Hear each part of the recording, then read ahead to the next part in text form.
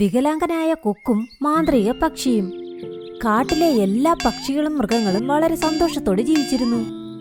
ആ കാട്ടിൽ മനോഹരമായ ഒരു നദിയും ഉണ്ടായിരുന്നു. ആ നദിയിലായിരുന്നു എല്ലാ മൃഗങ്ങളും പക്ഷികളും വെള്ളം കുടിക്കാൻ വേണ്ടി വന്നിരുന്നത്. ഒരു കൂട്ടം കൊക്കുകൾ വൈകുന്നേരം രാവിലെയും അവിടെ വരുമായിരുന്നു. എന്നാൽ ഒരേ ഒരു കൊക്ക് മാത്രം ദിവസം മുഴുവനും അവിടെ തന്നെ ചുറ്റിക്കറങ്ങിയിരുന്നു.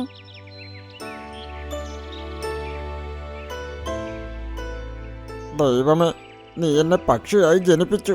എന്നാൽ ബാക്കിയുള്ള പക്ഷികളെ പോലെ എനിക്ക് മാത്രം എന്തുകൊണ്ടാ 2 ചിറകുകൾ തരാത്തത്? എൻ്റെ ഫ്രണ്ട്സിൻ്റെ കൂടെ എനിക്ക് പറക്കാനേ പറ്റുന്നില്ല. എന്നെ അവരുടെ കൂടെ നിർത്താൻ അവർക്ക് താല്പര്യമില്ല. എന്നെ ഒരു മുയലായി ജനിപ്പിച്ചാൽ മതിയായിരുന്നു. എനിക്ക് വേഗത്തിൽ ഓടാനെങ്കിലും കഴിയുമായിരുന്നു. അപ്പോൾ അവിടേക്ക് ഒരു തത്തയും വന്നു. മിങ്കു കൊക്കെ, താങ്കൾ എന്നെ ഒന്ന് സഹായിക്കാമോ? ആ സഹായം നിങ്ങളെ കൊണ്ട് മാത്രമേ ചെയ്തു തരാൻ പറ്റൂ. അതുപോട്ടെ, എന്താ കാര്യം? നീ എവിടെ നിന്നാ വരുന്നത്? ഞാൻ അടുത്തുള്ള കാട്ടിൽ നിന്നാണ് വന്നത്. രാവിലെയാണ് ഞാനൊരു മുട്ടയിട്ടത്. എന്നാൽ എന്റെ മോശം സമയമായതുകൊണ്ട് മുട്ട കൂട്ടിൽ നിന്നും പഴുതി. അത് ഒരു ഉറുമ്പിന്റെ കൂട്ടിൽ പോയി വീണു. എന്നാൽ ആ കൂട് വളരെ ആഴത്തിലാണ്. നീ അത് വെളിയിലെടുക്കാൻ ശ്രമിച്ചതേയില്ലേ? ഞാൻ മാത്രമല്ല, ഒരുപാട് പക്ഷികളും മൃഗങ്ങളും ശ്രമിച്ചു. എന്നാൽ ആ കൂട് വളരെ ആഴത്തിലല്ലേ. ആരുടെ കയ്യും കാലും അതിൽ കയറുന്നില്ല. എന്നാൽ നിങ്ങൾക്ക് നിങ്ങളുടെ ചുണ്ടുപയോഗിച്ച് ഉറപ്പായും അതെടുക്കാൻ പറ്റും. ഞാൻ ഉറപ്പായും നിന്റെ കൂടെ സന്തോഷത്തോടെ വരിക തന്നെ ചെയ്യും. എന്നാൽ നിനക്കറിയില്ലല്ലോ, എനിക്ക് ഒരു ചിറകില്ല. എനിക്ക് പറക്കാൻ സാധിക്കില്ല. അങ്ങനെയാണെങ്കിൽ നിങ്ങളുടെ സുഹൃത്തായ വേറെ ഏതെങ്കിലും കൊക്കുണ്ടോ? ഒരുപാട് ആൾക്കാരുണ്ട്. അവരെല്ലാവരും വരുന്ന സമയവുമായി. അതുകൊണ്ട് തത്ത അവിടെ തന്നെ താമസിച്ചു. കുറച്ചു നേരം കഴിഞ്ഞപ്പോൾ കൊക്കിന്റെ കൂട്ടവും വന്നു.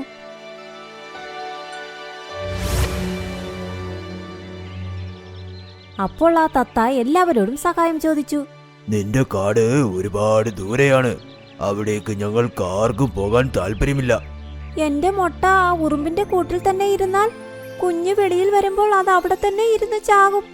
പ്ലീസ്, നിങ്ങളിൽ ആരെങ്കിലും ഒരാൾ സഹായിക്കൂ. ഞങ്ങൾ ആ വശത്തേക്ക് പോകാറേ ഇല്ല. അതുമല്ലാതെ നീ ഈ കാട്ടിലെ ആളുമല്ല. അങ്ങനെയുള്ളപ്പോൾ നിന്റെ താല്പര്യത്തിന് ഞങ്ങൾ എന്തിനാ കഷ്ടപ്പെടുന്നത്? എടാ പാപികളെ, നിങ്ങൾ എന്തായി പറയുന്നത്? പാവം ഇതിന്റെ കുഞ്ഞിന്റെ കാര്യമില്ലേ? നിനക്ക് ഇതിന്റെ കുഞ്ഞിനോട് അത്രയ്ക്ക് സ്നേഹമുണ്ടെങ്കിൽ നിനക്ക് തന്നെ പോകാമല്ലോ. നിനക്ക് പറക്കാൻ പറ്റില്ലെങ്കിൽ നടന്നു പോ. നിന്റെ അടുത്ത് കാലുണ്ടല്ലോ അല്ലേ? ഇങ്ങനെ പറഞ്ഞ് എല്ലാ പക്ഷികളും അവിടെ നിന്നും പോയി. തത്തേ, നീ വിഷമിക്കണ്ട. ഞാൻ നിന്റെ കൂടെ ഉറപ്പായും വരാം. അത് കേട്ട് തത്ത സന്തോഷിച്ചു. കൊക്കിനെയും കൊണ്ട് അതവിടേക്കും പോയി. 4 മണിക്കൂർ നടന്നതിനു ശേഷം കൊക്കിന്റെ കാല് വേദനിക്കാനും തുടങ്ങി. അത് ഇടയ്ക്കിടെ കുറച്ചുനേരം വിശ്രമിച്ച് അതിനുശേഷം വീണ്ടും നടന്നു പോയിക്കൊണ്ടേയിരുന്നു. അങ്ങനെ കുറച്ചുനേരം വിശ്രമിച്ച് വൈകുന്നേരത്തിനുള്ളിൽ അവർ കാട്ടിൽ എത്തിച്ചേർന്നു. ഇവിടെ നോക്ക് കൊക്കെ, ഇതാണ് ആ കൂട്. അത് കേട്ട് കൊക്കും അകത്തേക്ക് എത്തി നോക്കി. അപ്പോൾ ഒരുപാട് താഴെ ഒരു മുട്ട കാണാൻ പറ്റി. ഞാൻ ഇപ്പോൾ തന്നെ ഇതെടുത്തു തരാം. അപ്പോൾ മിങ്കു കൊക്ക് അതിന്റെ മെലിഞ്ഞ കഴുത്തകത്തേക്കിട്ട് അതിന്റെ ചുണ്ടുകൊണ്ട് ആ മുട്ട സേഫായി വെളിയിലേക്കെടുത്ത് അത് തറയിലേക്കും വച്ചു. ഇത് കണ്ടതും തത്ത ഒരുപാട് സന്തോഷിച്ചു. നിങ്ങൾക്ക് ഒരുപാട് ഒരുപാട് ഒരുപാട് നന്ദി കൊക്കെ. നിന്നെ ഇങ്ങനെ സഹായിച്ചതിൽ എനിക്കും ഒരുപാട് സന്തോഷമുണ്ട്. എന്നാൽ എനിക്കിപ്പോൾ കാല് നന്നായി വേദനിക്കുന്നു. എനിക്കിനി നാളെ രാവിലെ ഇവിടെ നിന്നും പോകാൻ പറ്റൂ. എന്നാലേ എന്റെ കാല് വേദനയൊന്ന് കുറയൂ. അപ്പോൾ ആ മുട്ടയും അനങ്ങാൻ തുടങ്ങി. എങ്ങനെയോ അതും പൊട്ടി. അപ്പോൾ ആ മുട്ടയ്ക്കകത്തു നിന്നും നീല നിറത്തിലുള്ള ഒരു പക്ഷിയും വെളിയിൽ വന്നു. കുറച്ചു നേരത്തിനുള്ളിൽ അത് തന്റെ അമ്മയുടെ അത്രയും വലിയ രൂപത്തിലായി പറക്കാൻ തുടങ്ങി. ഇത് കണ്ടതും മിങ്കു കൊക്കിന് അത്ഭുതമായി. ഇതെന്താ ഇത്? നീ ഇപ്പോഴല്ലേ ജനിച്ചത്?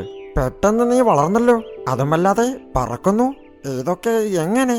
നിങ്ങൾക്കിനി നടന്നു പോകേണ്ട ഒരു ആവശ്യവും വരില്ല.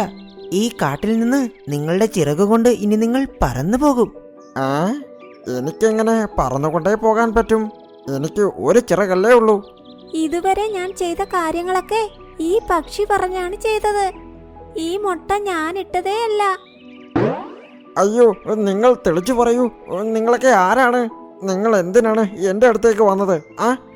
ഞങ്ങൾ രണ്ടുപേരും താമസിക്കുന്നത് മാന്ത്രിക മലയിലാണ്. ഞാൻ ധ്യാനത്തിലിരിക്കുന്ന സമയത്ത് എനിക്ക് നിന്റെ ശബ്ദം കേൾക്കാൻ പറ്റി. നീ ദൈവത്തിനോട് ഒരു രണ്ടാമത്തെ ചിറക് ചോദിച്ചില്ലേ? ആ കാര്യം എനിക്കറിയാം. അപ്പോൾ ഈ തത്തയോട് ഞാൻ പറഞ്ഞു, ഒരു പക്ഷി വിഷമത്തോടെ ഒരു ചിറക് ചോദിക്കുന്നു. അയാളോട് പോയി ഒരു സഹായം ചോദിക്കാൻ പറഞ്ഞു. അയാൾ ഒരു നല്ല വ്യക്തിയാണെങ്കിൽ ഉറപ്പായും ഞങ്ങൾ അവരെ സഹായിക്കാൻ തീരുമാനിച്ചു. അയാൾ നല്ലവനാണോ എന്ന് ചെക്ക് ചെയ്യാൻ തത്തയെ ഞാൻ പറഞ്ഞു വിട്ടു. നിന്നെ ഞാൻ ടെസ്റ്റ് ചെയ്തതാണ്. ആ ടെസ്റ്റിലും നീ പാസ്സായി. അതിൽ ഞാൻ സന്തോഷിക്കുന്നു. ഇത് കേട്ടതും കൊക്കിന് ഒരുപാട് സന്തോഷമായി. ഇതാ നിന്റെ സമ്മാനം. അങ്ങനെ പറഞ്ഞ് ആ പക്ഷി ചിറകുകൾ പടപടാന്നടിച്ച് മിങ്കു കൊക്കിനു നേരെ പോയി അതിനെ 3 പ്രാവശ്യം വലം വച്ചു. അവിടെ അത്ഭുതം നടന്നു. മിങ്കു കൊക്കിന് 2 ചിറകുകളും മുളച്ചു. നിന്റെ ചിറകുകൾ നീ ഇപ്പോൾ ഉപയോഗിക്കേ. അത് കേട്ടതും മിങ്കു കൊക്ക് കാറ്റിൽ ചിറകുകൾ പടപടാ എന്ന് അടിച്ച് പറക്കാൻ തുടങ്ങി. അത് ആ സ്ഥലം മുഴുവനും വലം വച്ചു. കൊള്ളാമല്ലോ. യെസ്, ഇപ്പോൾ ഞാനും പറക്കുന്നു. അങ്ങനെ അത് താഴേക്കും വന്നു. നിങ്ങൾക്ക് രണ്ടുപേർക്കും ഒരുപാട് നന്ദി. നിങ്ങൾ എനിക്ക് ഒരു ചിറകും കൂടി തന്ന് എന്റെ ആഗ്രഹം നിങ്ങൾ നിറവേറ്റി തന്നു. ഇപ്പോൾ നിനക്ക് സന്തോഷത്തോടെ കാട്ടിൽ പോകാം മിങ്കു.